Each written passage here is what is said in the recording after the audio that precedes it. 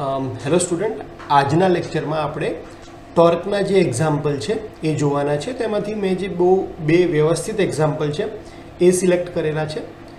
અને ટોર્કના એક્ઝામ્પલ માટે તમને ટોર્કની ફોર્મ્યુલા ખબર હોવી જરૂરી છે.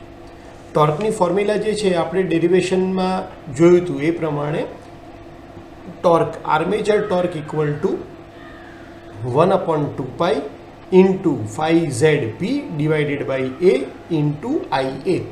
એટલે કે ટોર્કની વેલ્યુ શોધતી વખતે આપણને ફ્લક્સની વેલ્યુ ખબર હોવી જોઈએ, કંડક્ટર ખબર હોવા જોઈએ, પોલ ખબર હોવા જોઈએ અને A એટલે કે લેપ વાઇન્ડિંગ છે કે વેવ વાઇન્ડિંગ છે એ ખબર હોવી જોઈએ.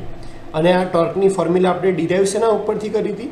તો torque equal to 2πn divided by 60 into torque equal to power, એટલે આ બાજુ ટોર્કની જગ્યાએ હતું EB ઇન્ટુ IA, અહીંયા હતું 2πn/60 અને ઇન્ટુ અહીંયા હતું TA. અને પછી આપણે સિમ્પ્લિફિકેશન કરતા હતા એટલે આપણને આ ઇક્વેશન મળતું હતું.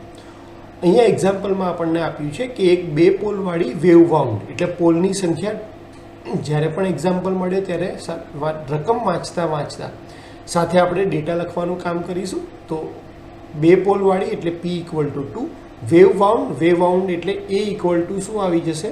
2. મોટર માટે 576 વાહકો એટલે કંડક્ટર, તો ઝેડની સંખ્યા થશે 576 અને 10 એમ્પિયર જેટલો આર્મેચર કરંટ, તો IA ઇક્વલ ટુ 10 એમ્પિયર આવશે. જો ફ્લક્સ પ્રતિ પોલની કિંમત 0.02 વેબર હોય, આપણને મોટાભાગના એક્ઝામ્પલ મિલી વેબરમાં આપ્યા હોય છે, એટલે આપણને ટેવ છે કે આપણે ફ્લક્સની વેલ્યુ લખી અને નીચે 1000 લખી દઈએ છીએ. પણ આ કેસમાં તમે જો ધ્યાનથી જુઓ તો એની અંદર પોલની કિંમત ડાયરેક્ટ વેબરમાં જ આપી છે, મિલી વેબરમાં આપી નથી. તો અહીંયા કોઈ પણ કન્વર્ઝન કરવાનું નથી, આપણે જે ફ્લક્સની વેલ્યુ આપી છે એ એઝ ઇટ ઇઝ લખી દેવાની છે 0.02. અને હવે આપણે આર્મેચર દ્વારા ઉત્પન્ન થતા ટોર્કની ફોર્મ્યુલા લખી દઈશું કે TA equal to 1/2π 5ZP upon A into IA. અને વેલ્યુ મૂકશું કે 1/2 પાઈની વેલ્યુ 3.14, ફ્લક્સની વેલ્યુ 0.02, ઝેડની વેલ્યુ 576, પીની વેલ્યુ 2 અને ડિવાઇડેડ બાય A એટલે કે 2 અને ઇન્ટુ આર્મેચર કરંટ, તો એની વેલ્યુ છે 10 એમ્પિયર. આ તમે કેલ્ક્યુલેશન આખું કરશો તો તમને ટોર્કની વેલ્યુ મળી જશે 18.34 ન્યૂટન મીટર.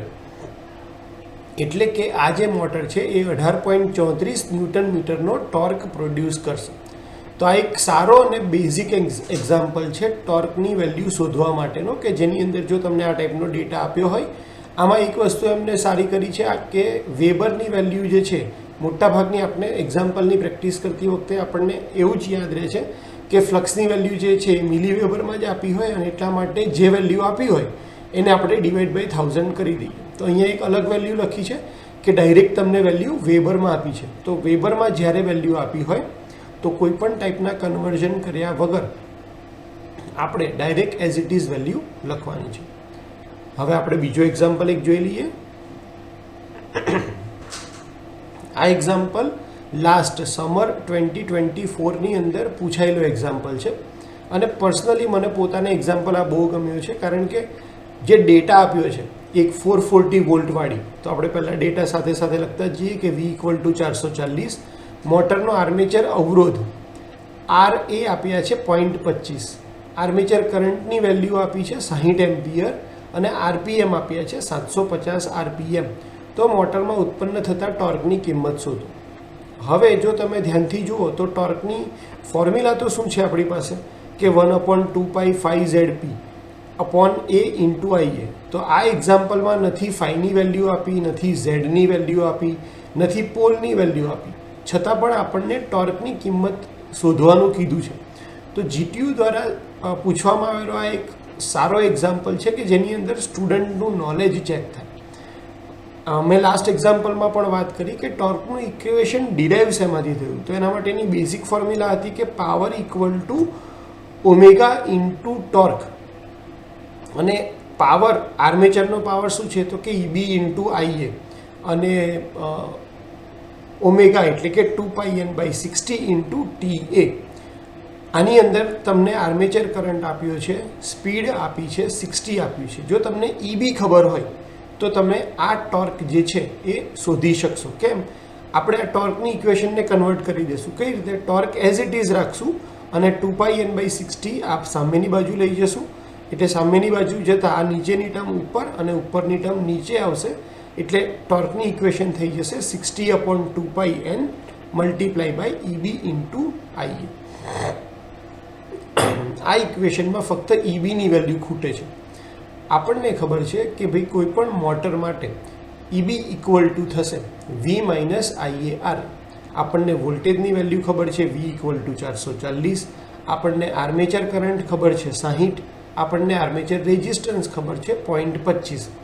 60 × 0.25 કરો એટલે 15 આવે. તો 440માંથી 15 બાદ કરીએ તો આપણને EBની વેલ્યુ મળી જાય 425 વોલ્ટ. હવે આ બધી વેલ્યુ આપણે આ ઇક્વેશનમાં મૂકી દઈએ ટોર્કના, તો 60/2 પાઈની વેલ્યુ 3.14, એનની જગ્યાએ સ્પીડ છે 750, EBની વેલ્યુ 425 અને આર્મેચર કરંટ 60. અને તમે આનું મલ્ટિપ્લિકેશન કરો એટલે કેલ્ક્યુલેટરની અંદર તમે સોલ્વ કરો તો તમને ટોર્કની વેલ્યુ મળી જશે 324.4 ન્યૂટન મીટર. તો આ ટાઈપના એક્ઝામ્પલ પણ GTUમાં લાસ્ટ ટાઈમ પૂછાયા છે અને આ એક્ઝામ્પલ 4 માર્ક્સ માટેનો પૂછાયો હતો. ખાલી 2 ફોર્મ્યુલાની મદદથી તમે સોલ્વ કરી શકો છો. અને એની પહેલાંનો એક્ઝામ્પલ જેમાં ડાયરેક્ટ વેલ્યુ આપી દીધી હશે તો આ ટાઈપના એક્ઝામ્પલ 3 અથવા 2 માર્ક્સ માટે પૂછાશે. આવી રીતે ઇનડાયરેક્ટ વેલ્યુ જો ટોર્કની પૂછી હોય તો એ એક્ઝામ્પલ 4 માર્ક માટેના રહેતા હોય છે.